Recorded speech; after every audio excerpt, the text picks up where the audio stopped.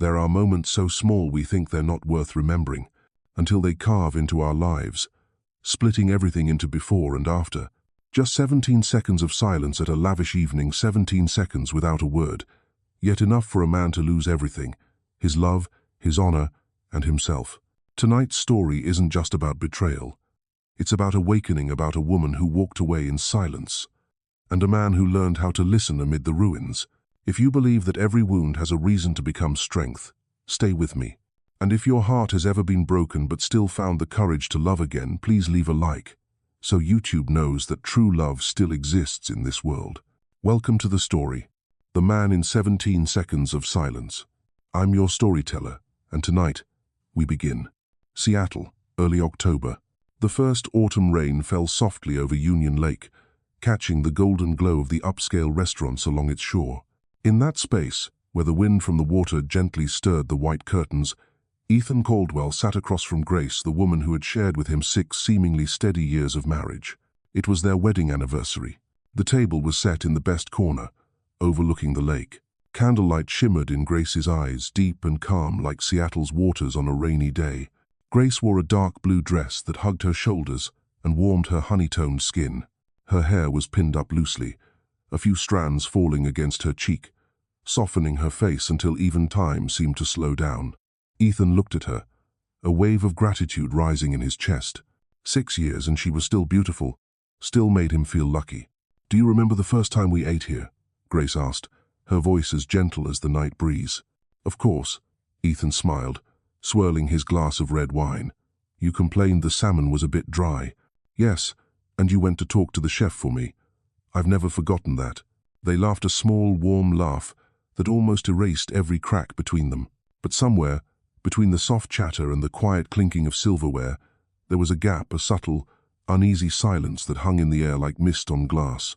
Dinner went smoothly until the restaurant door opened, and Ethan caught sight of Natasha Reed, his ex.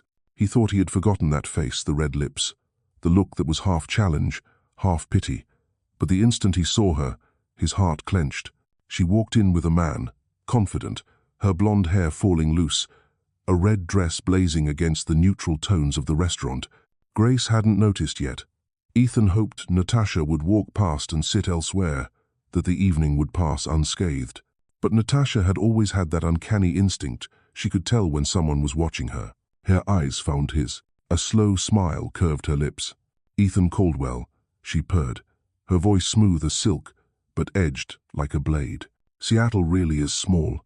I didn't expect to see you here." Her voice froze the table. Ethan's friends, Lauren Mitchell and her husband, a few close colleagues, all looked up. Grace turned too, her expression calm. Ethan rose, polite, but tense. "Natasha, it's been a while." "It really has." She smiled, glancing at Grace. "And this must be your wife. You finally decided to settle down." "Yes," Ethan replied shortly. "This is Grace." "Lovely to meet you," Grace said, courteous and unflinching. Lauren, ever the social one, chimed in. "Natasha, come join us. There's room at the table." Ethan was about to refuse, but Natasha was already pulling out a chair. "Oh, if you don't mind." She sat down like she owned the place. Her perfume filled the air, rich, familiar, and dangerous. Grace stayed silent, her eyes on the lake, unreadable. The conversation drifted back to light topics. Natasha slipped in easily, charming, quick, her laughter drawing attention. She had always known how to do that, make everything feel incomplete without her. Ethan sat between two worlds. On one side, Grace quiet, steady. On the other, Natasha bright and loud, a storm of memory. When the third glass of wine was poured, Lauren began talking about her sister, who just had twins. The table buzzed with laughter, stories of sleepless nights and diapers. Then someone asked Grace, "What about you two? Any plans for kids soon?" An innocent question, but Ethan felt Grace stiffen. She set her glass down gently and smiled. "We're still waiting." Natasha tilted her head, her eyes sharp. "I heard there've been difficulties, right, Grace? How sad." The air froze. Only the sound of rain tapping outside remained. Grace stayed composed. "I don't recall ever discussing that with you." "Oh, don't take it personally. Seattle's small. People talk. They say Ethan really wants kids." She glanced at him, her smile curving like a knife. "If you need help, I could manage that. I'm healthy. I could give you a child." Shock rippled through the table. Lauren almost dropped her wine. Someone coughed, and Grace just looked at her husband. No anger, no tears. Just looked as if counting the beats of his heart. Ethan knew what he should do. He should stand up. Tell Natasha to leave. Defend Grace. Defend their marriage, her dignity. But he didn't. Partly out of shock, partly out of pride, and perhaps, in some dark corner of himself, out of the twisted thrill of being the man both women looked at. 1, 2, 3. 17 seconds passed. 17 seconds no longer than a breath, yet enough to kill a woman's faith. Grace placed her napkin neatly on the table. She lifted her glass, finished her wine, then turned to him. "Choose," she said softly, her voice calm to the point of terror. "Her or me." Ethan opened his mouth, but she was already standing. She leaned close, the faint scent of her perfume brushing past. "I understand now," she whispered. "You already chose with your silence." She turned and walked away. The restaurant door closed behind her, leaving flickering candles and a room thick with silence. Natasha smirked. "You don't have to thank me, Ethan. I just helped you see who really understands you." But he barely heard her. Only the rain outside remained steady and mournful, like a requiem for something that had just died inside him. The house on Queen Anne Hill had never felt so silent. Ethan stepped inside, called softly, "Grace?" No answer. The living room lights were still on, a half-empty glass of wine on the table. Her coat was gone. In the bedroom, the closet hung open. A few drawers were empty. His wedding ring lay on the vanity, beside a folded note. "You don't owe me an explanation. Just remember what those 17 seconds felt like. I will never forget." The next morning, his phone rang a number he didn't recognize. "Hello, this is Grace Caldwell's attorney. She wishes to proceed with an uncontested divorce. The documents will be sent to your office today." Ethan froze. "So soon?" She said she doesn't want to waste any more time. "I appreciate your cooperation." The call ended. Outside, Seattle was drowning in rain. He sat in the kitchen, hands around a cup of cold coffee, watching droplets race down the window. Everything felt like a bad dream. Just hours ago, they had been laughing by candlelight. A message popped up from his friend. "Everyone heard about last night. You okay?" He didn't reply. In the business world, bad news travels quickly. By noon, a major partner called to cancel a deal. "Sorry, Ethan, your name's being talked about. We can't risk the association." By evening, his company's stock dropped. That night, he got drunk. The phone rang again, his mother. "Ethan," her voice hoarse, heavy with pain. "What did you do?" "Grace called me this morning, told me not to worry. Did you know? She's still thinking of me, even after the divorce." "And you?" "Stayed silent?" "I didn't know what to say, Mom." "That's exactly it. You never know what to say. You stay silent and hope things fix themselves. But marriage doesn't work that way." He hung up without a word. At 1 a.m., he stood by the window, staring down at the rain-slicked streets. Seattle at night looked like a city that kept secrets, soft lights, distant cars, everything blurred. His chest felt heavy, like stone. By dawn, Grace had completed the first round of paperwork. Every asset is listed. Every signature is signed. She took nothing more than the house. He didn't contest. A week later, an email from the bank arrived. The name on the joint account had changed. Even the cat she once rescued was gone. The apartment echoed empty and cold, and Ethan could hear the sound of himself in the silence. A sound heavier than any words. He thought back to that dinner, those 17 seconds. Just 17 seconds. But sometimes, an entire lifetime isn't enough to undo what dies in a single moment. The morning after that fateful night, Seattle was still drenched in rain. In this city, rain never truly ends, as if the sky itself is trying to hide someone's tears. Ethan Caldwell sat by the window, a cup of cold coffee in his hands. The pale light of dawn fell across the table where Grace had sat the night before, the faint mark from a shattered wine glass still there, a crumpled napkin beside it. The house that once smelled of baked bread and fresh coffee now held only the damp chill of silence. She was gone. No argument, no tears, no trace of anger, just a few old clothes and that handwritten note. Ethan reread the line. "Just remember what those 17 seconds felt like." His chest tightened. He read it over and over until the words burned into him, as if understanding those 17 seconds might somehow show him the way back. His phone buzzed an unknown number. Mr. Caldwell. This is the attorney representing Miss Grace Caldwell. The voice was calm, professional, and devoid of emotion. She's filed for divorce. The documents will be sent to your office today. We hope for your cooperation to keep this process smooth. Ethan was silent for a few seconds, listening to the rain on the roof. So, she's made up her mind. Yes, she said. No negotiations. I only want the house. The call ended with a long, empty beep. Ethan set the phone down and pressed his forehead against his hand. 17 seconds had destroyed 6 years of marriage. By noon, when he arrived at the office, people looked at him strangely. Overnight, social media had exploded. Someone at that dinner had recorded a short clip, Grace rising calmly from her chair, Natasha smirking in the background. The title read, 17 Seconds of Silence When a Marriage Ends at Dinner. The video went viral. The comments poured in, thousands of them. Some blamed him, others pitied Grace. Some mocked him as Seattle's coldest man. In less than 24 hours, Ethan had gone from a respected businessman to a symbol of emotional negligence. The phone wouldn't stop ringing, partners were postponing deals, and investors were urging him to step down.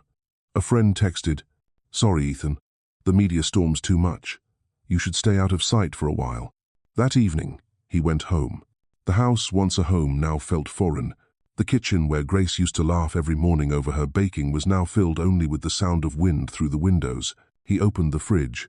On the top shelf sat a jar of blueberry jam she had made, labeled Saturday for us. He opened it, and the sweet, sour scent hit him, tightening his throat. For a brief moment, Ethan saw himself standing in the middle of the house, surrounded by everything Grace had touched, yet he had never felt more like a stranger.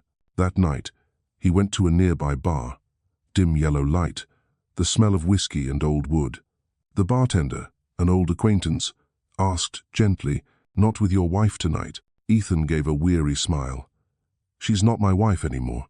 He drank until her face blurred in his mind, only to come back, clear and sharp, when he woke in the middle of the night, drowning in a headache and a loss he couldn't name. The next morning, an email arrived from the lawyer. "The court has approved the divorce agreement. Please arrange to sign within the week." Ethan read it and let out a small, bitter laugh. She really planned everything, didn't she? That Thursday afternoon, his mother called Delilah Caldwell, the woman who once adored Grace like her own daughter. "Ethan," her voice cracked, "I just can't understand why you stayed silent that night. You saw the video too. The whole city has. Son, Grace called me this morning. She told me not to worry about you and said she'll be fine. Do you realize that? Even while leaving you, she still worries about this family." "Mum, don't say anything," she cut him off, her voice trembling. "You've always been like this. When you need to speak, you stay silent. When you should be silent, you say the wrong things. I don't blame Natasha, she's just an outsider. But I'm disappointed in you. Everyone in this family loved Grace. You hurt her not just by what you did, but by what you refused to say." Ethan gripped the phone tightly. "I didn't mean to. Sometimes you don't need to mean harm, Ethan. You need to stay silent long enough." The call ended, leaving a silence heavier than any scolding. That night, in his new rented apartment, Ethan sat listening to the rain against the window.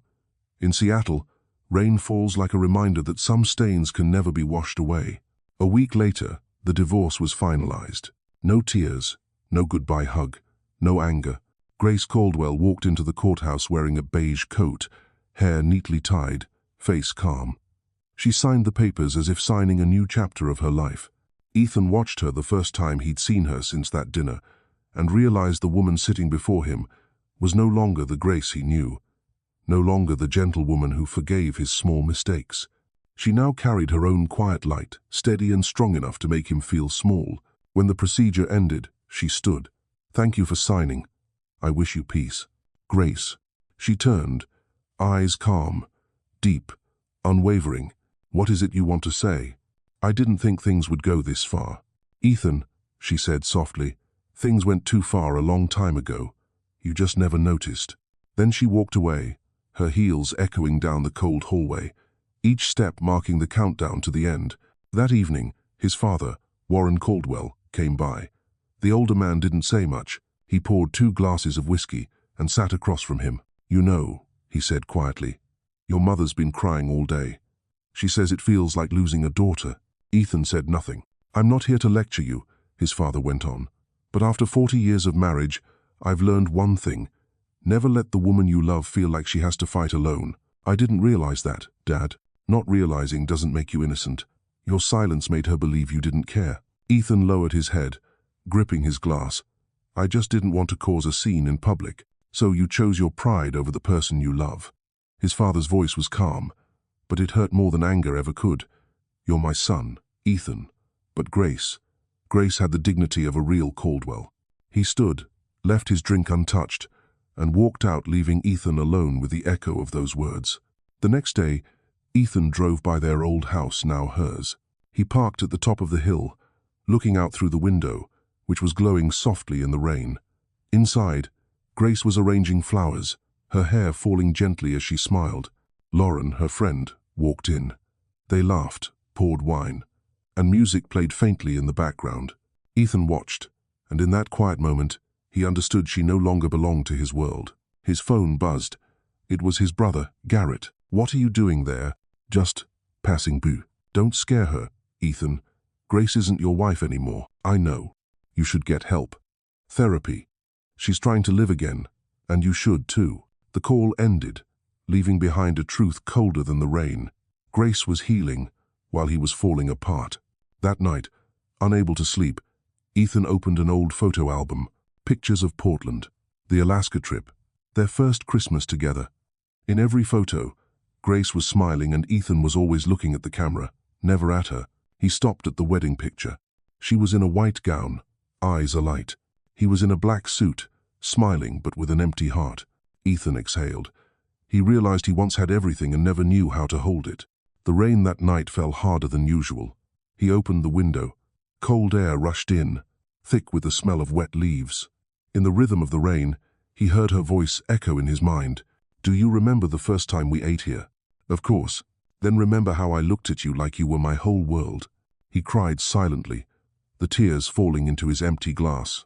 Somewhere in the same city, Grace was probably asleep, or maybe already writing the first lines of a new life. And Ethan, for the first time in 6 years, finally understood the meaning of loneliness. The kind that doesn't come from losing someone else, but from losing yourself the moment you made them hurt. The rain in Seattle hadn't stopped, but Ethan Caldwell no longer felt the cold. 3 weeks after the divorce, he lived like a shadow of himself. The new apartment held nothing but a bed, a desk, and an empty fridge. Every morning, he woke at 6, brewed coffee, and sat for hours by the window, watching raindrops race down the glass. His phone rarely rang anymore. The people who used to call daily colleagues, friends, partners had all disappeared. The only messages that came were from banks and news alerts. Businessman Ethan Caldwell steps back from work after controversial divorce. He didn't deny it. He didn't explain either. Everything the world believed was true enough. He was the man who stayed silent when he should have spoken. Sunday. It used to be family dinner night, a 20-year Caldwell tradition. That evening, out of habit more than intent, he drove toward his parents' home, only to realize no one had invited him. Still, he stopped at the corner of Queen Anne Hill, where the old wooden house sat under red maple trees. From a distance, he saw warm lights through the windows, laughter, movement, the familiar rhythm of a home. And then he saw it, the white SUV parked in the driveway, Grace's car. His heartbeat slowed. He stepped out into the rain and stood there, watching through the window. Inside, his father, Warren, sat at the table, facing Grace. His mother, Delilah, was serving soup with that gentle smile Ethan knew so well. Garrett, his younger brother, was telling a story. Everyone was laughing. Grace was laughing.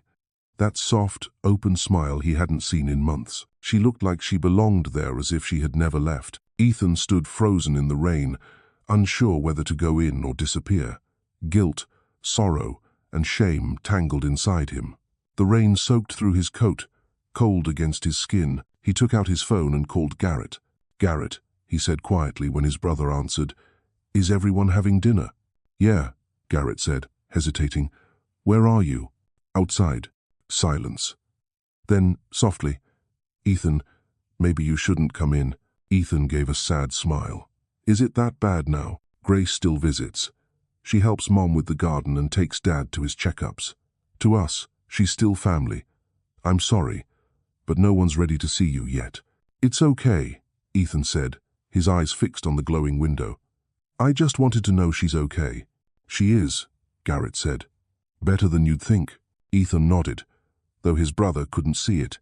Good, thanks. He hung up and stepped back from the house, leaving behind the warm yellow light, the light of a home he finally realized he no longer had. That night, he drove aimlessly through the city. Every street was a memory. The cafe where they used to sit, the bridge where they had their first argument, Gasworks Park where Grace once said, I want us to grow old here. Now, she was with his family, smiling over dinner, and he, a stranger, driving through his own past. His phone rang again. Simone, his older sister. Ethan? Her voice was low, tired. Hey, Garrett said you went to the house. I didn't go in, just stood outside. Maybe that was best. She sighed. You know we all love Grace. She's not just your ex-wife. She's my sister-in-law, Mom's daughter. She was there when Dad's back went out, when Mom had surgery. No one in this family can turn their back on her. You think I don't hurt too? No one said you don't. But your pain comes from consequences, not from loss. What's that supposed to mean? Grace lost a husband. You lost a woman you never learned to value. Simone paused, her voice softening. Ethan, sometimes families don't choose who's right, they choose who's kind. He couldn't speak. He wanted to say I was kind too, but even he didn't believe it. He knew the truth. Kindness means standing up for someone even when you're afraid, and he hadn't. A few days later, his mother called. Can you come by, dear? She said. Your father wants to talk. Ethan arrived in the late afternoon. Grace had already left, but her lavender perfume lingered faintly in the air, that soft, aching scent of memory. His father sat in the living room, the light catching the silver in his hair. Sit down, he said. Mom said you wanted to see me. I did. Warren poured 2 cups of tea and handed one to him. I heard you were outside last week. I didn't mean to cause trouble. I just wanted to see how she's doing. She's doing well. Better than I ever expected. Ethan said nothing. Grace still makes breakfast for us on Sundays, his father continued. Last week she cooked those poached eggs you like. She even remembered how I take my coffee. Dad, Ethan interrupted, what are you trying to say? That Grace is still part of this family even if she's no longer your wife. And me? His father looked at him for a long moment, then said quietly, You'll always be my son, but Grace is the one I choose to call family. Ethan felt his throat tighten. You know I regret it, Dad. I know. But regret doesn't rebuild trust. You hurt her not just by what you said, but by what you didn't. You can't expect anyone to forget that just because you're sorry. Ethan nodded, eyes red. I understand. Warren placed a hand on his shoulder. If you truly want to make amends, don't try to win her back. Try to become the kind of man worthy of the love you once had. That night, instead of driving home, Ethan stopped at Green Lake where he and Grace used to jog in the mornings. The lake was still, the moonlight rippling faintly on the surface. He sat on the same old wooden bench where they had their first date, letting the memories unfold, the early days when she was an architecture student and he was an ambitious young entrepreneur. She had loved him for his confidence. He had loved her for her calm, but over time, his confidence turned to pride, and her calm turned into silence. He thought of his father's words, Don't pull her back, become someone worthy. That sentence followed him all night. By morning, he made his first real decision, therapy. When he told his mother, she nodded in agreement. Good. Dr. Brennan helped your aunt through depression. She won't coddle you. He met Dr. Elizabeth Brennan on a Monday morning. A small office, beige walls, warm light, a faint scent of peppermint. She was around 50, hair streaked with grey, eyes kind but sharp. Mr. Caldwell, she greeted. You can call me Elizabeth. I'm not here to judge. I'm here to help you listen to yourself. He said little that first session until she asked, Can you tell me the moment your marriage ended? 17 seconds of silence, he said. And during those 17 seconds, what went through your mind? He hesitated. I thought I should say something, but I was afraid it would make things worse. So you chose silence to protect whom, her, or yourself? Ethan looked down. He didn't answer, but inside, he knew. He'd chosen to protect himself, the image of a man who never lost control. Dr. Brennan nodded gently. There are two kinds of silence, Ethan.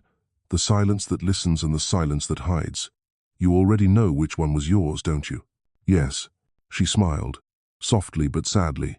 Good. Recognition is the first step. A week later, his mother sent him a letter. Inside was a photo from last Christmas, the whole family smiling. Grace was beside his father, her hand resting lightly on his shoulder. On the back, in his mother's handwriting, family isn't just blood. It's who stays when the world turns away.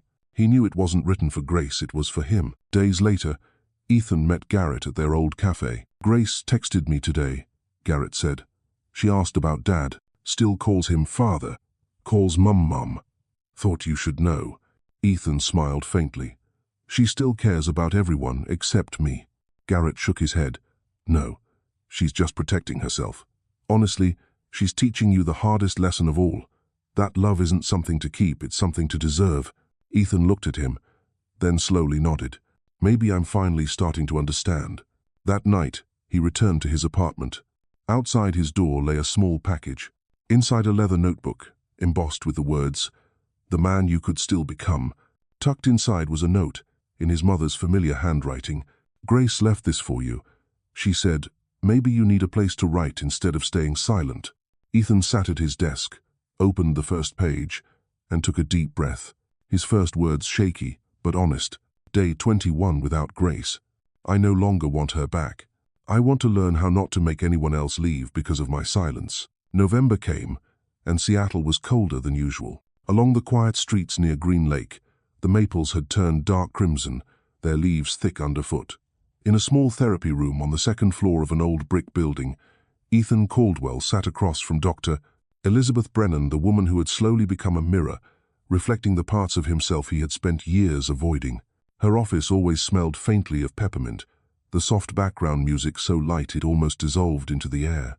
Sunlight filtered through the tall window, falling on the whiteboard behind her desk, where, in neat handwriting, remained the words from their first session, "Silence can heal, or it can kill." Ethan stared at the sentence for a long time. "You wrote that for me, didn't you?" he asked. Dr. Brennan smiled. "I write it for all my patients, but you're the one who makes me repeat it the most. Because of those 17 seconds. Not just 17 seconds, she said calmly. You were silent for years, Ethan. You chose not to speak about your fears, not to ask about her pain, not to say what mattered when it mattered most." Ethan exhaled, turning the glass of water in his hands. "I thought silence prevented conflict. In truth," she said softly, "it creates it. Silence is a tool, but when it's used to hide instead of listen, it becomes a weapon. Grace didn't leave because you didn't love her. She left because you never learned how to love her." He looked up. "You know, everyone in my family took her side. I don't blame them, but it feels like I have no one left." "You haven't lost anyone," Dr. Brennan replied gently. "You're just learning to start again this time, with yourself. The question is, who is Ethan Caldwell, without the job, without the reputation, without Grace?" He said nothing. The question pressed against his chest like a weight. He didn't know. During their third session, Dr. Brennan handed him an assignment. "I want you to describe one of Grace's mornings during your marriage. Not yours, hers." Ethan frowned. "What's the point of that? Try it. Step into her life for a moment. Imagine what she did, what she felt. Be honest." He took a breath. "She used to wake up around 6, usually before me. She'd make coffee and breakfast. She loved baking muffins, and sometimes she would pack some for me to take to work. Go on. She'd check her emails while I watched the news. She often asked, 'Do you need me to help with anything today?' I usually said, 'No, it's fine.' Then she'd go quiet. I thought she understood." Dr. Brennan lifted her eyes. "Did she understand? Or did you just hope she'd stop asking?" He hesitated. "Maybe both. Did you ever ask about her work?" "Not much. I was busy. I thought she was fine." She nodded slowly. "Most men think women are fine when they're silent. But sometimes silence is how a woman protects the person she loves by not burdening him with her loneliness." Ethan couldn't sit still. His throat tightened. "I didn't mean to make her feel alone." "No one ever means to," she said softly. "But neglect kills love faster than betrayal." That night, Back in his empty apartment, Ethan stood before the bathroom mirror. Harsh light revealed the gaunt face, the unshaven jaw, the tired eyes. Dr. Brennan had called this exercise facing the mirror. Look at yourself and say the truth. Who are you when no one's watching? He tried. I'm Ethan Caldwell, he said quietly. He paused. I used to think I was a good man. But I guess I was just a coward, someone who always said the right thing, except when it actually mattered. He looked into his own eyes. Grace, you left. And I understand why now. Maybe for the first time. I really do. His voice cracked, then faded. In that small apartment, only the wind answered. At their next session, Dr. Brennan slid a sheet of paper across the table. Today, I want you to write a letter to the husband Grace deserved. Ethan stared at the blank page. You mean, not me? Not the man you were, the man she needed. He sat for hours, the pen trembling in his hand. Finally, he wrote, that husband would never sit silent while someone humiliated her. That husband would see silence not as safety, but as surrender. That husband wouldn't wait until losing her to learn how to care. When he finished reading, he realized every line was an indictment of himself. Dr. Brennan nodded. Good. Today you didn't write about her. You wrote about yourself. That's progress. That night, Ethan opened the leather journal his mother had sent, the one that once held his first confession. I just want to learn how not to make anyone leave because of my silence. He added a new line.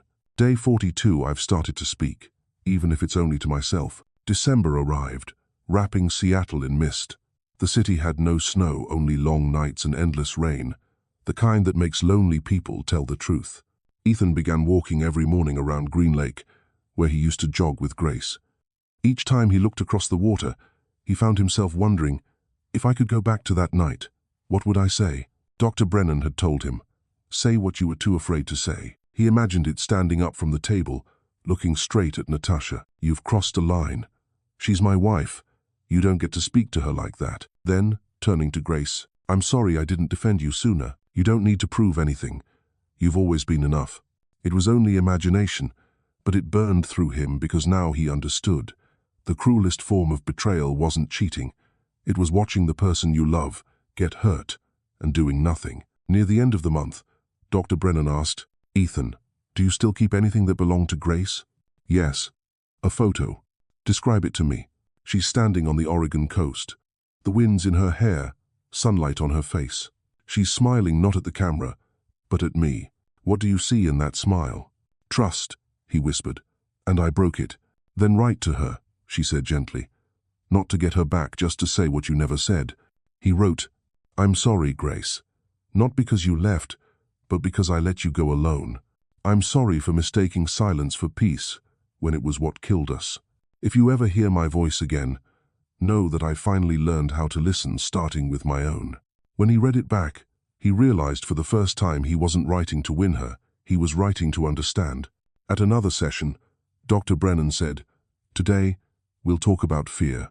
Fear? Yes. Behind every need to control and every silence there's fear. What's yours? Ethan was quiet for a long time. I'm afraid of not being loved, and because you feared not being loved, you tried to look strong to stay quiet, to never need anyone, but silence made others believe you didn't love them. He nodded slowly. I thought if I said nothing, I couldn't be wrong. But I was wrong anyway. Dr. Brennan smiled softly. You're beginning to understand. There's nothing wrong with being afraid, only with letting fear decide how you love. That Christmas Eve, Ethan sat alone in his apartment. Outside, holiday lights flickered on balconies. Somewhere in the city, Grace was probably laughing with friends, baking cookies. Wrapped in warmth, she always loved Christmas. He poured himself a glass of red wine and opened his journal. Day 74, I don't wish for her to come back. I wish for her to be happy. And if she ever sees me again, I hope she can tell I changed, even if it's too late. He lifted his eyes to the mirror. The man staring back was still him, but different. Tired, yes, but deeper, truer. For the first time, he didn't need to prove anything to anyone. A few days later, Dr. Brennan ended their session with a quiet challenge. Ethan, you have two choices now: spend your life chasing redemption, or use what you've learned to keep others from repeating your mistake. He looked at her. You mean, do something meaningful? She smiled. Exactly. When you help others heal, a part of you heals too. Ethan nodded. That evening, he filled out a volunteer application for the Voices That Carry Foundation, a small non-profit that supports women facing infertility. He didn't know yet, but it was Grace's organization. January. Seattle's rain hadn't stopped. Wind from Union Lake swept against the windows of Ethan Caldwell's small apartment, where he spent every evening at his wooden desk, writing in the leather journal his mother had sent. Since applying as a volunteer at Voices That Carry Foundation, he had found something close to purpose again, listening to others' stories, learning how to hear without judgment. He still didn't know Grace was the founder, but something about the name Voices That Carry felt strangely personal, like a whisper from the past. That afternoon, just as he was about to leave, there was a knock at the door. The postman handed him a pale brown envelope, marked only with, "From Delilah Caldwell." His hands trembled as he opened it. Inside was a short letter and a small silver USB drive. The letter read, in his mother's graceful yet steady handwriting, "Ethan, your father told me not to interfere, but I can't watch you live in the dark. This is Grace's medical record, what you should have known long ago. If you genuinely wish to make amends, start by understanding the pain you never saw." Mother. He sat there for a long time, staring at the USB in his palm. Part of him wanted to discard it, the other part, the louder one, needed to know everything. He plugged it into his laptop. A folder appeared. Grace Caldwell, patient record 2016-2022. He opened the first file. Cold, clinical words filled the screen. Diagnosis: hormonal imbalance. Low likelihood of natural conception. Recommendation: long-term endocrine therapy. Requires emotional support. Ethan's throat tightened. The following files included blood tests and prescriptions until he reached one labeled pregnancy record. His pulse quickened. When he opened it, his heart nearly stopped.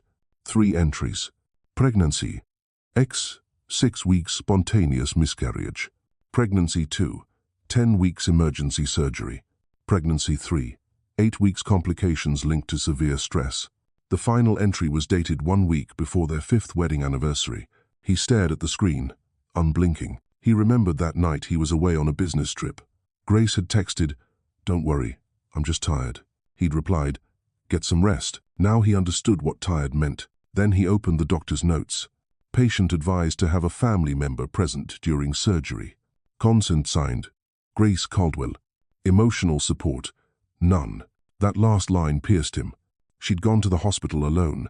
No one knew. No one held her hand. He dropped his head into his hands, tears falling onto the keyboard. He read every page, every sterile sentence, as if each one were a punishment. The final file was from Dr. Marissa Cole, a therapist, dated after the 3rd miscarriage. Patient reports feelings of failure and fear of disappointing husband. Quote, "He's already exhausted from work. I don't want to be another burden." Patient chooses silence. She chose silence. Ethan whispered the words, brokenly, and he remembered that night at the restaurant, Grace standing up, walking away without a sound. Now he understood. She had only returned to him what he had given her all those years: silence. He didn't sleep that night. At dawn, he drove through the rain to his parents' house. His mother opened the door and saw him soaked to the bone. "You read it?" she asked softly. He nodded. "You knew?" "I did," she said quietly. "The first time she fainted in the bathroom, I took her to the hospital. She made me promise not to tell you." "Why?" "Because she didn't want your pity." Ethan clenched his fists. "Mom, I was a terrible husband." She shook her head, tears falling. "No, you were blind, and now you see. But seeing isn't enough, you have to keep looking, long enough to understand pain even when no one explains it to you." He nodded, speechless. That afternoon, back at his apartment, he opened old photos. One showed Grace sitting in the garden, a faint smile on her lips, her hand resting on her stomach. He'd always thought it was just the evening light that made her glow.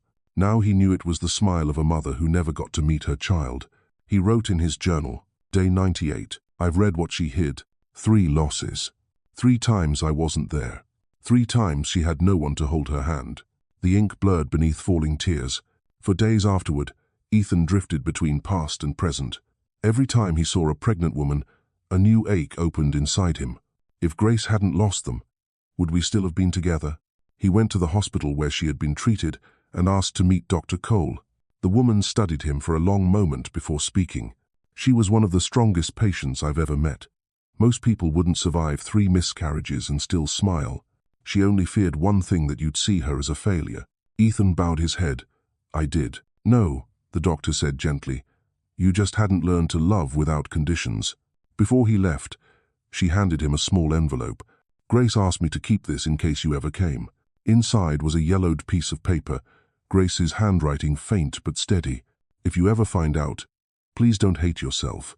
I never wanted your pity, only your understanding. My silence wasn't because I didn't trust you. It was because I knew you weren't ready to listen. He read it again and again, until the ink bled with his tears.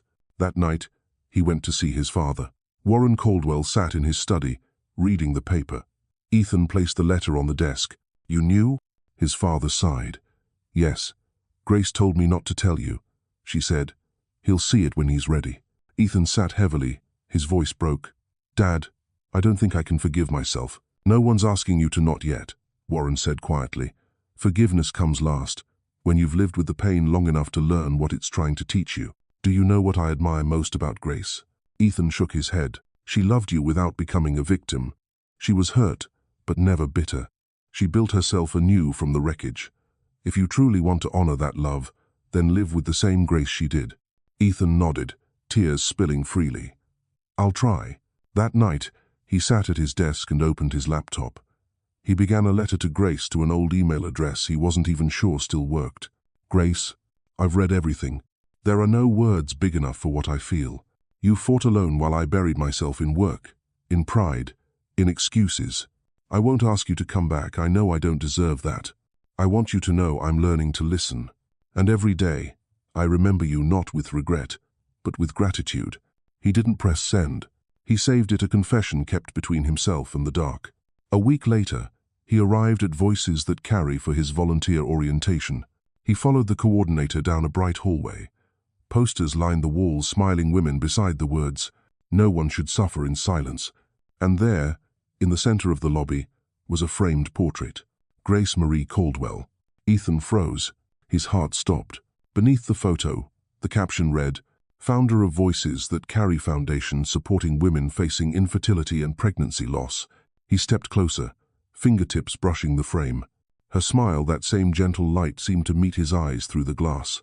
Behind him, the coordinator said softly, "You know, Miss Caldwell has inspired so many here." She once said, "Sometimes the kindest thing we can do for someone we once loved is to turn our pain into something good." Ethan swallowed hard, his voice barely a whisper. "Yes," he said, "that sounds just like her." That night, he wrote one last entry. Day 121. Now I know everything. She lost what I never even knew we had. And today, I saw her not the wife I lost, but the woman the world needed. He closed the journal and looked into the mirror. The man staring back was no longer the coward he once was. In his eyes glimmered something familiar, something Grace had carried all along. A quiet, steady kind of faith. Spring came late to Seattle that year. After months of endless winter rain, the city lay under a misty veil, and along Pike Street, the cherry blossoms finally began to bloom. People said spring in Seattle was the season of beginnings. For Grace Marie Caldwell, it truly was not just a new season, but a new life. That morning, she stood on a wide stage at the conference hall by the lake. Behind her hung a banner that read, "Voices That Carry Foundation, no one should suffer in silence." Stage lights glowed against her chestnut hair, her face calm yet radiant. No one in the audience knew that less than a year ago, this same woman had sat in a hospital room, grieving the loss of her child and the silence of the man who once promised to love her. Grace took the microphone. Her voice was warm, steady, unshaken. 7 years ago, I thought a woman's worth was measured by her ability to have children. That if my body couldn't, my heart didn't deserve to. But I was wrong. Our worth lies in our capacity to keep loving even when life isn't kind. The hall went silent. A woman in the front row wept, squeezing her husband's hand. Another nodded slowly, eyes glistening. Grace smiled. No one should have to suffer in silence. We all deserve to speak, to be heard, and to be loved, even when we're imperfect. Applause filled the hall long, thunderous. Healing. Cameras captured her smile and carried it across every evening's newscast. In a small apartment just a few blocks away, Ethan Caldwell saw her on TV. He was slicing an apple. The knife paused midair. Grace, his ex-wife, the woman who had left his life with one quiet walk and 17 seconds of silence, now stood in the light, stronger than ever. The reporter's voice said, "Grace Caldwell, founder of Voices That Carry Foundation, has inspired thousands of women to face infertility and loss without shame. She says, 'I don't regret what I lost. My losses taught me who I was meant to become.'" Ethan set the knife down, eyes fixed on the screen. She was smiling, not the soft, uncertain smile she once gave him, but the fearless smile of a woman who had finally found herself. He felt both proud and broken. His phone buzzed. A message from his mother. "See, Ethan? Grace has done what we all must learn to do, turn pain into strength." He typed back, "I saw. I'm happy she's happy." But deep down, he knew what that meant. She no longer needed him. A few days later, an article went viral. The woman who walked away in 17 seconds of silence, now the voice for thousands. It told her story, her foundation, her rise, and the video that had once shattered his life. The comments poured in, thousands of them. They praised her, they admired her, and they condemned him. Ethan read every word. He didn't defend himself. He didn't get angry, because every word was accurate. That evening, he called Dr. Brennan. "Doctor," he said softly, "she's done something I never imagined possible." "You mean Grace?" "Yes. She's healed. And I'm still just trying to learn how not to hurt people anymore." Dr. Brennan chuckled gently. "Ethan, no one ever truly heals. We learn to live with our wounds more kindly. She's mastered that. She faced hers. And you're still learning to face yours. The only rule is, don't look away." He was quiet for a moment. "Do you think, can I still do something good? For her, even from afar?" Dr. Brennan smiled. "Of course. Help someone else the way she does." By summer, sunlight drenched Seattle in gold. Grace's foundation grew rapidly. Women who once lived in silence now had a place to speak, to be counseled, to rediscover their worth. At a press event, Grace announced a new partnership. The foundation's primary benefactor would be the Caldwell Foundation, run by Ethan's parents. The news exploded. Headlines read, "Ex-husband's family backs Grace Caldwell's mission of healing." Papers referred to it as forgiveness without words. Ethan read it all, feeling both ache and peace. He knew his parents had chosen her, and this time, he didn't resent it. He understood. That night, he drove past the foundation's new building. The sign gleamed in the dark, bold and beautiful. "Voices That Carry Foundation." And beneath, in smaller letters, "In honor of Grace M. Caldwell." For every woman who once stayed silent, he parked across the street and sat quietly, watching. The glass doors opened. Grace stepped out, a folder in hand. Light from the street lamps brushed her face. A man followed Marcus Hale, the one who'd appeared beside her on TV, his gaze gentle, protective. Ethan watched as they walked to their car. He didn't feel jealous, only a hollow tenderness, mixed with peace. For the first time, he knew, she was loved the way she always deserved to be. The next morning, he arrived for his volunteer shift. No one knew his real name. On the application, he'd written James Warren, his middle name and his father's surname. They placed him in the online counseling department, listening to women who called, broken by infertility, loss, or silence. His first call came from a young woman sobbing. "My husband says I'm weak, that I ruin everything. I don't even want to be alive anymore." Ethan gripped his headset, his voice trembling but calm. "No, you're not weak. You're just tired, and you're not broken. Sometimes the strongest people are the ones who still choose to love, even after being hurt." The line went quiet, then she cried harder. He didn't speak again. He just listened, and for the first time, he understood what it meant. Silence that heals, not silence that hides. That night, on his way out, he noticed a new poster in the hallway. Autumn Fundraising Gala Keynote Speaker, Founder Grace Caldwell. He touched the poster lightly, a smile spreading across his face. "Doctor," Brennan's words echoed in his mind. Learning to listen is the deepest form of apology. He finally understood. Back home, he opened his journal. Day 178. "Today I listened to dozens of stories. Each tear was a reminder of what I once caused, but for the first time, I don't feel punished. I feel entrusted with a mission to make sure no one else ever suffers in silence the way Grace once did. He closed the journal and looked up. The city lights glowed against the window, reflecting the face of a man transformed, no longer the one who sat frozen that night in 17 seconds of cowardice. Now he knew how to speak, how to listen, and, most importantly, when to be silent, not out of fear, but out of respect. August brought Seattle its brightest summer.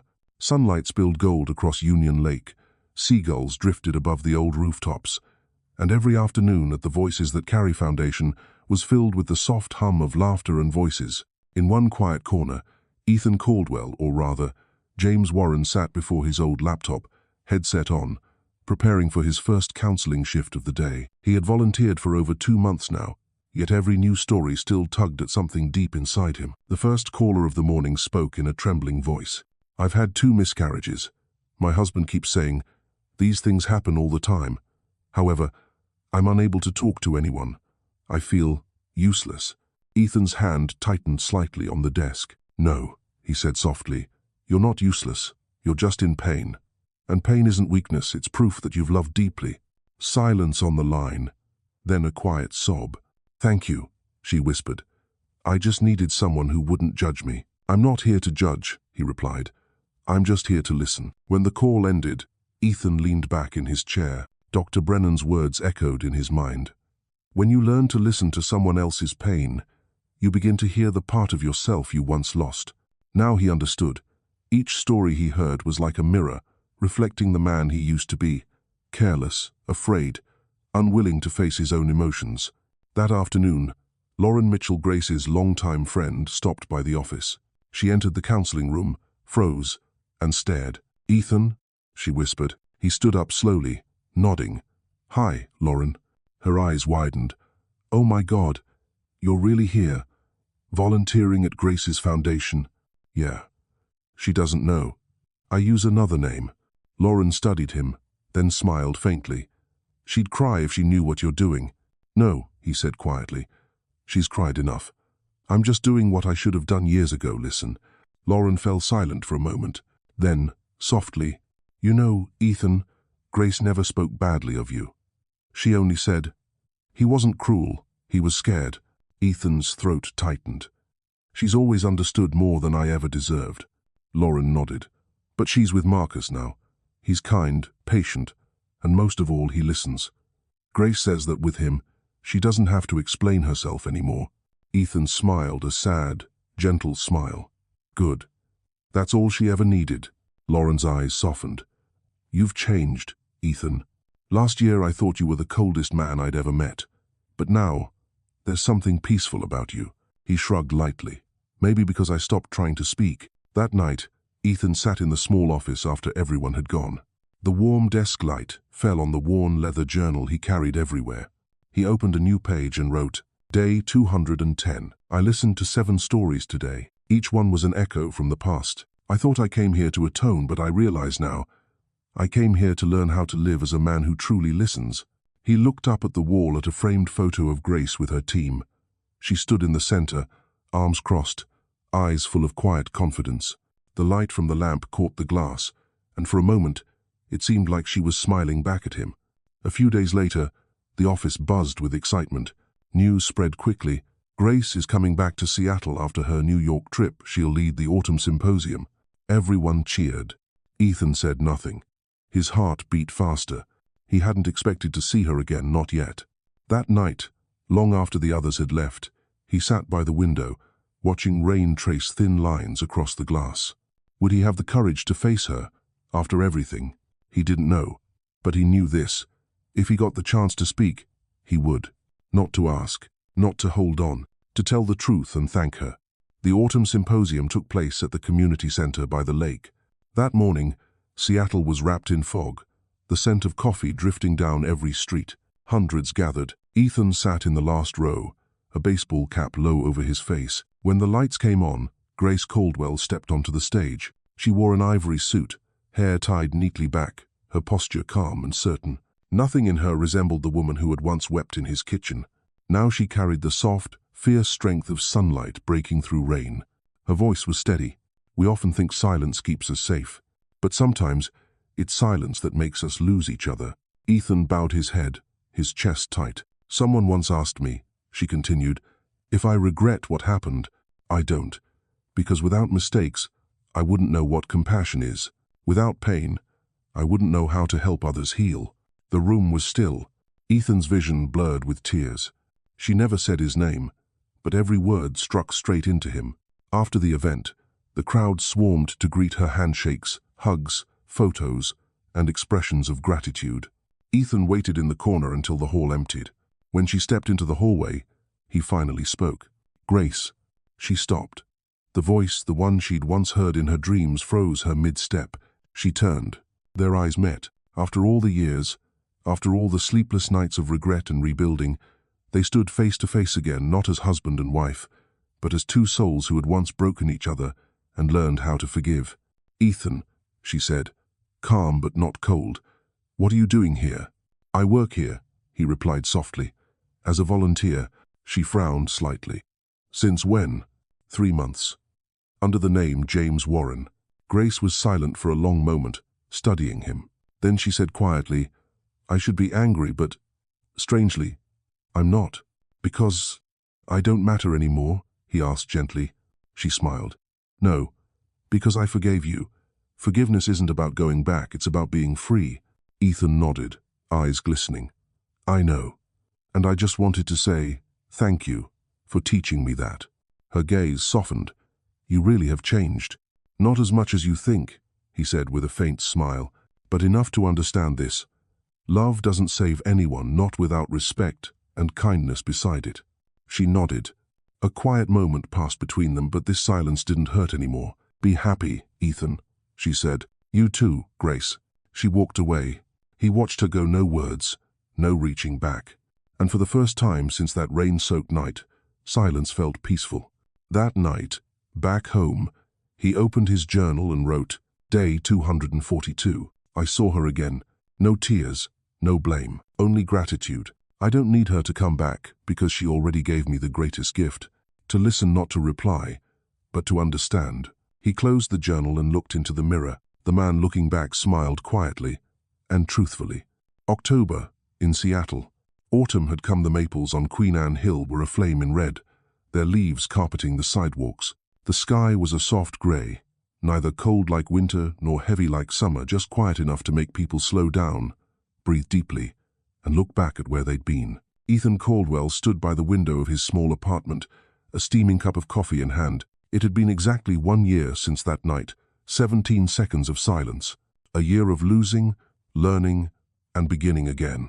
On his desk lay the worn leather journal, nearly filled to capacity. He opened the last page and wrote, Day 365. 1 year later, I no longer count days to make amends. I want to live in a way that honors what she once believed in me. His phone rang. His mother, Delilah Caldwell. Ethan, are you free this weekend? Your father wants you home for dinner. Will Grace be there? He asked. No, she's away in San Francisco. But she still sent your father a gift, like every year. He smiled, still as thoughtful as ever. She said that even if she's no longer our daughter-in-law, she'll always be a daughter of the Caldwells. Her voice softened, almost smiling through the line. And you, Ethan, does anyone know? He laughed lightly. No, Mom. But I'm at peace. Peace is good. Not everyone needs love to be happy. Sometimes just living right is enough. Ethan stood silent for a moment. She was right. That was what Grace had learned before he ever did.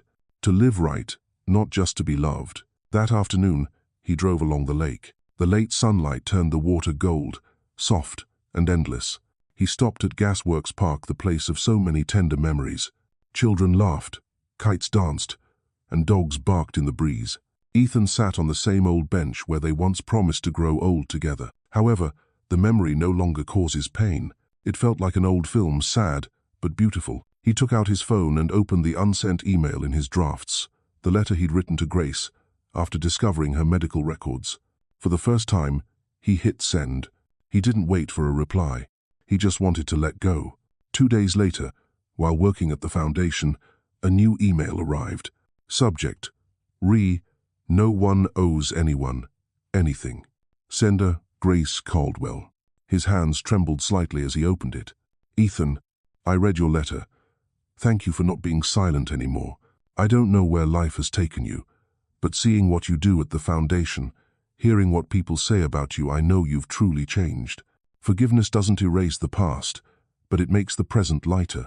We're no longer us, but even walking separate paths, we're both heading toward peace. Grace.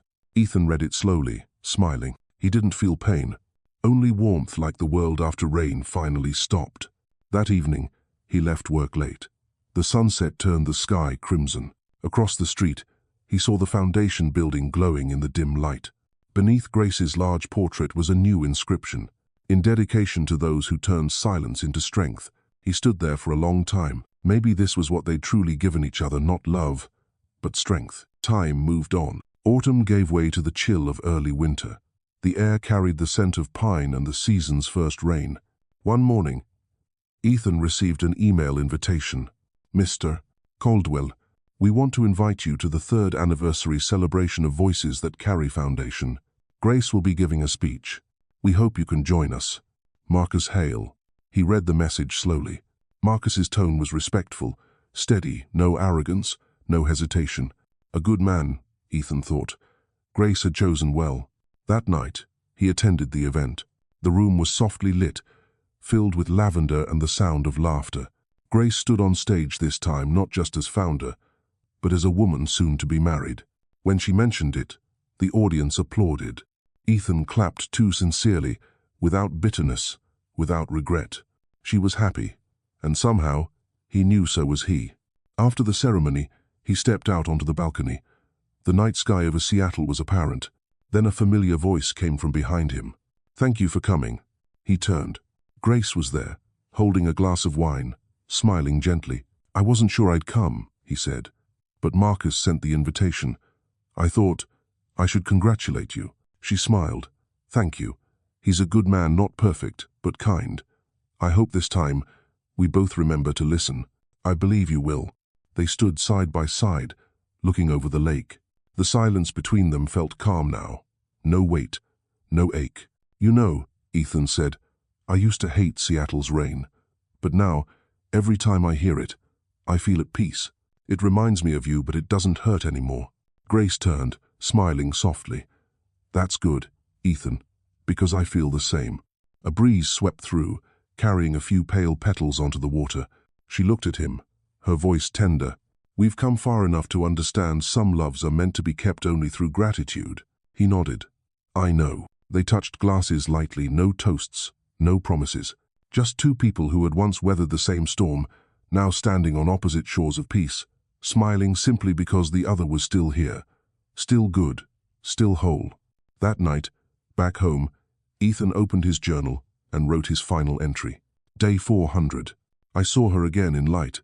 No darkness left between us. We've forgiven, let go, and learned how to live kindly. She's happy, and so am I. Maybe real love isn't about holding on, but about smiling when the other is finally free. He closed the book, set it on the desk, and turned off the light. Outside, Seattle was raining again. But this time, the rain sounded like music, soft, gentle, full of peace. No more tears. Just two quiet roads, running side by side, never crossing, yet both leading toward the light. Seattle, December. Ethan, maybe you'll never read these words.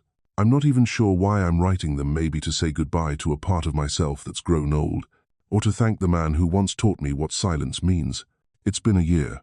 Some mornings, I still wake up thinking I can hear your footsteps in the kitchen, the smell of your coffee too strong, always burning down the throat. But then the light filters through the window, and I remember, there's no one left in this house but me. You know, when people genuinely love, they don't leave because the love is gone. They leave because they're too tired to keep waiting. I didn't walk away because I hated you. I walked away because my heart had endured too much silence. The day I signed the divorce papers, I thought it was an ending. But it wasn't. It was the beginning of learning to stand up again, to love myself, to care for myself, to forgive. Yesterday, when I saw you at the tribute ceremony, I saw a different Ethan. Your eyes no longer carried pride or fear. There was something softer there, the look of someone who's finally walked far enough to understand the value of losing. Maybe, in the end, We don't need to find our way back. It's enough to know that somewhere out there, there's someone who once understood us that deeply, who once hurt and healed alongside us. I'm not writing to reopen old wounds. Thank you. Thank you for letting me go so that I could find myself again. Thank you for choosing kindness, even after everything. Be at peace, Ethan. Not the peace that comes from forgetting, but the kind that comes from acceptance. Grace. Green Lake, January. Grace, I'm not sure if you'll ever receive this letter. Maybe it'll stay in my drawer, like the hundreds of words I once wanted to say but never could. But this time, I'll write, because some things deserve to be spoken, even if no one answers. A year ago, I stood in an empty room, listening to the rain, thinking my life was over. Now, I still hear the rain, but it's no longer a sad song. It's just rain. I've read everything you left behind. The medical records, the short notes, the way you looked in old photographs. What I regret most isn't losing you, but not becoming the man you deserve to have beside you. I once thought strength meant staying silent, but I've learned that true strength is speaking even when your heart trembles. I used to believe love didn't need words, but now I know. Love is when you can say, I'm afraid, but I'm still choosing to stay. I learned that through every phone call, every tear shed by the women I listened to at your foundation. They've taught me what you tried to teach long ago, that kindness isn't about fixing things, it's about showing up when someone is in pain. You once asked me, on a cold winter morning, if I disappeared, would you miss me? I laughed then and said, don't say something so silly. Now I want to answer, even if it's too late. I would miss you, not because you were my wife, but because you made me a better man. I don't wish to meet again, nor do I ask for more forgiveness. I only hope that one day, if you see someone walking in the rain, holding an umbrella and smiling, you'll know that once, that man was me. Thank you, Grace. For all the silence you left behind, I finally learned how to listen. Ethan. After each letter, the narrator's voice softens, slowing like a deep breath. A quiet pause follows, so the listener can feel the space between the words. A space no longer filled with pain, but with peace, the kind that comes when two hearts once met, with everything true in them. Seattle, 5 years since everything fell apart. The city is the same as ever. Sudden showers, golden lights shimmering on wet streets, cafes open late into the night. But Ethan Caldwell is no longer the man he once was. He doesn't work at his old firm, doesn't drive an expensive car, and doesn't wear the same designer watches. He lives simply now teaching communication skills at a small non-profit. On weekends, he still volunteers for Voices That Carry, where everyone now calls him by his real name. No more hiding. That spring morning, as he prepared for class, his phone rang. Caller, Delilah Caldwell. Mom. Ethan, honey, there's a special event at Grace's foundation this week. She invited the whole family. Can you come? Grace invited me? Yes. She said it's time for all of us to sit together, not for the past, but for the future. Ethan smiled faintly. I'll be there. 3 days later, he arrived early at the downtown hall. Lavender flowers lined the entryway, their scent gentle and familiar. Photos of Grace Hale, she'd taken her husband's last name after remarrying, hung across the walls. She was still the soul of the foundation, founder, speaker, healer for thousands of women. When the stage doors opened, Grace walked out. She wasn't as young as before, but she had gained a beauty time, could never take the calm of someone who had survived pain without letting it turn to bitterness. Thank you all for being here, she began, her voice steady. Today, we're not only celebrating the journeys of women, but also of the men who are learning to listen, to understand, and to love the right way. Her eyes swept the audience, and for a fleeting moment, they found Ethan. He nodded. She smiled softly. No distance, no resistance. Just quiet recognition, simple and enough. That evening, the rain had eased. Ethan stood beneath the awning outside the center, holding a cup of coffee, watching raindrops fall from the roof. A familiar voice spoke behind him. Seattle still rains just the same, doesn't it? He turned. Grace was there, wrapped in a long cardigan, a white umbrella in her hand. Yeah, he said with a small smile. But you don't seem to hate the rain anymore. No, I like it now. It slows everything down, making people look around and listen. I used to hate it because it made me feel lonely. Now I think, Rain is just rain. He nodded. Me too. They stood in silence, the sound of light rain and the scent of coffee filling the air between them. You still work with the foundation? She asked. A little. However, I now primarily teach couples communication, how to talk, to understand, and how to be silent the right way. Grace laughed softly. Teaching people how to be silent, that sounds like a paradox. Not silence like before, he said. Silence that listens, not silence that hides. She looked at him for a moment. You've found peace, haven't you? Yeah. I think, in the end, everyone has to learn how to live without needing to be saved. Me too, she whispered. A warm pause settled between them. Ethan glanced at the umbrella in her hand. And Marcus? She smiled. He's doing well. We still work together at the foundation, but we've taken different paths. We separated quietly. I realized I don't have to belong to anyone to feel whole. Ethan looked at her gently. You're truly free now. Grace's eyes softened. And you, Ethan, have you loved anyone yet? He smiled. I have. I love this life. I love myself. I even love those I once hurt because they taught me what it means to love right. She laughed, a light, rain, soft sound. How strange. In the end, you finally said what I waited years to hear. Maybe it just took me 5 years to learn one sentence. At least you learned it. A breeze swept through. She opened her umbrella. He reached out, steadying the edge, standing beside her under its small shelter. You know, he said, I used to think silence was the death of love. Now I think some silences are life itself, because within them, you realize there's nothing more to say for the heart to be at peace. Grace looked out, where the rain was slowing. You're right. Rain doesn't fall forever. It just reminds us that when it stops, everything is clean again. They stood together under the umbrella, saying nothing. The sky brightened. A thin ribbon of sunlight broke through the clouds, glinting over the lake in the distance. Where will you go after this? She asked. I don't know, he said. Maybe Oregon, to teach another course. Or I'll stay in Seattle a while longer. Wherever I go, I'll carry what you left behind. She smiled. I didn't leave anything, Ethan. Everything you found was what you discovered inside yourself. He nodded. Sometimes, genuine forgiveness isn't saying I forgive you, but looking at each other and realizing there's nothing left to say. They said goodbye. She walked away against the wind, coat billowing, her figure fading into the rain. Ethan watched her go, no pain this time, only a vast calm spreading through his chest. When the rain finally stopped, he looked up. A faint rainbow stretched across Seattle's gray sky.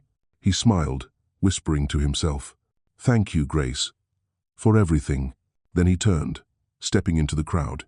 No past holding him back, no words left unsaid, just the soft light of evening, and a heart that had finally learned how to live right. When the rain stops, it's not because the sky has forgotten sorrow, but because the sorrow has finally been heard. Thank you to every brave heart who's walked this journey with me. 10 chapters, 5 seasons, 2 people, and 1 lesson that never grows old. To love is to listen, not to wait to be understood. If you've ever been Grace walking away in silence with strength, or Ethan learning too late what love truly means, then please believe, every ending carries a beginning within it. Sometimes, we need time to see it. Share your thoughts in the comments. Tell me what moment stayed with you the most. And if you'd like to keep walking beside these stories, don't forget to subscribe and turn on the bell, because there are still more journeys ahead of love, loss, and healing. Thank you for listening.